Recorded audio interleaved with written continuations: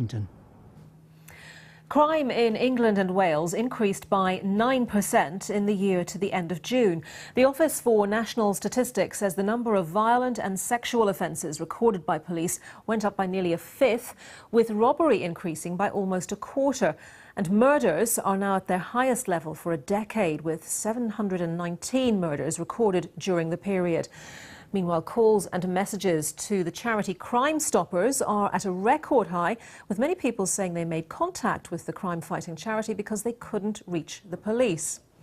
Well, Crimestoppers says it's handling that record number of phone calls, and with me now to talk to us more about that is Mark Hallas, the Chief Executive of the charity Crimestoppers. Mark, thank you very much for coming in. Let's talk about those crime figures, first of all, published by the Office for National Statistics. When we hear about crime figures and get updates on them, we often hear that an increase is at least in part due to more people reporting crimes, better recording of crimes, but there comes a point when you've got to say, well, you know, there must be an actual increase in crimes as well. Yeah, I think it's a nuanced argument, and the two sides of the debate, really. One is there is most definitely better recording by both the police and by other authorities, and indeed ourselves, the charity Crimestoppers, in terms of recording that information.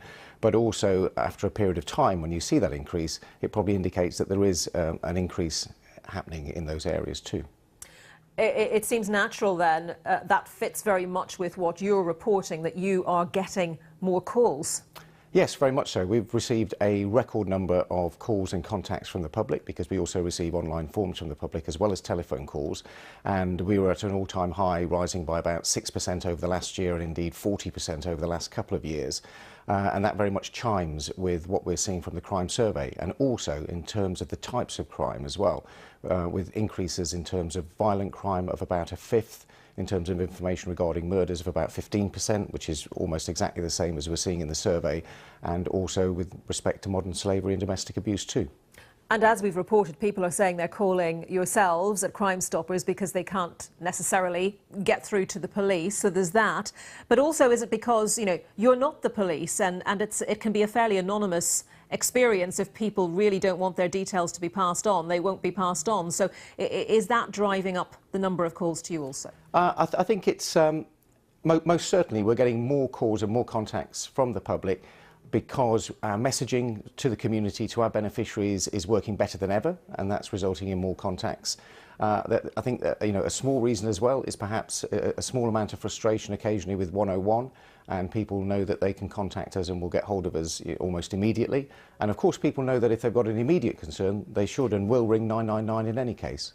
But are more people wanting to step up and actually report something when they see something happening, when they know something is going on that's wrong, that is criminal, that is hurting others? Do you have a sense that more people are actually wanting to take responsibility and speak up? Yes, absolutely. It's clear from the figures that we're getting and the detail of it that people do want to contact us more on a daily basis. We've carried out surveys and focus group work, and it looks like there is a hardcore of about 20% of people who, for whatever reason, fear of retaliation, retribution, can't quite bring themselves to talk directly to the police, but many of them want to do the right thing, and we're reaching out to those people and providing a mechanism to give them hope, to make sure that they've got support and can pass that information safely, securely, and above all else anonymously. The critical thing is that the information they pass is genuinely anonymous, and there's no comeback on the individual. It's what they know, not who they are, that's important. What's the impact of that then in terms of tip-offs that you can pass on to the police and crimes solved? Well, the impact of it all is that we sent over 153,000 reports to the 43 police forces in this country in the National Crime Agency, which resulted in over 24,000 positive outcomes and 3,500 arrests and charged, and also millions of pounds worth of drugs and money and property recovered.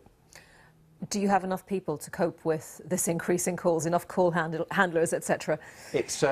We are a charity. That's a key thing to stress. We're not part of the police, and so therefore it is very much a hand-to-mouth existence, as it is for any charity.